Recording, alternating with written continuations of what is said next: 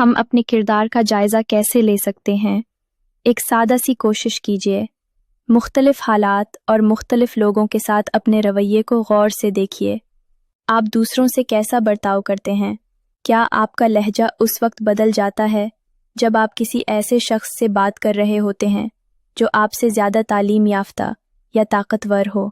बच्चों के साथ आपका सलूक कैसा है? आपके अंदर नरमी, बर्दाश्त और बेलौसी पाई जाती है? दोस्तों के साथ आप कैसा बर्ताव रखते हैं?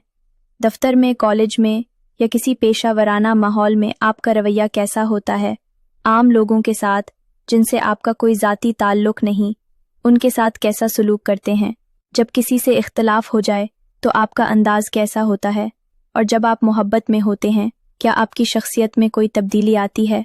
अपने करीबी ख़ानदान के साथ आपका रवैया कैसा है? अगर आप उन सवालात पर दयानतदारी से गौर करें तो खुद एहतसाबी और अपने आप को समझने का सफ़र बहुत आसान हो जाएगा। अब ज़रा अपने दिल से भी एक सवाल कीजिए।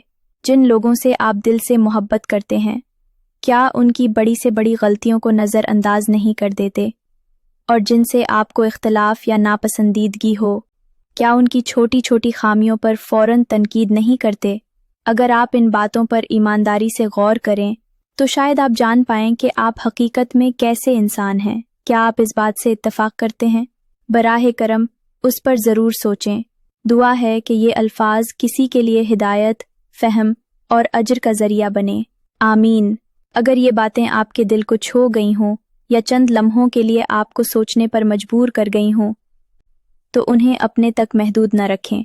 लाइक करें, शेयर करें और कमेंट में अपनी राय का इजहार करें। आप अपने किरदार का जायज़ा कैसे लेते हैं? क्या आप इस सोच से मुत्तफ़िक हैं? याद रखिए, आपका एक मुख्तसर सा अमल किसी और के दिलो दिमाग को झंझोड़ सकता है, किसी के लिए तब्दीली की पहली सीढ़ी बन सकता है।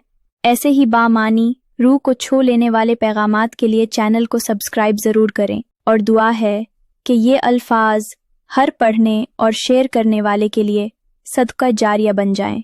बहुत शुक्रिया।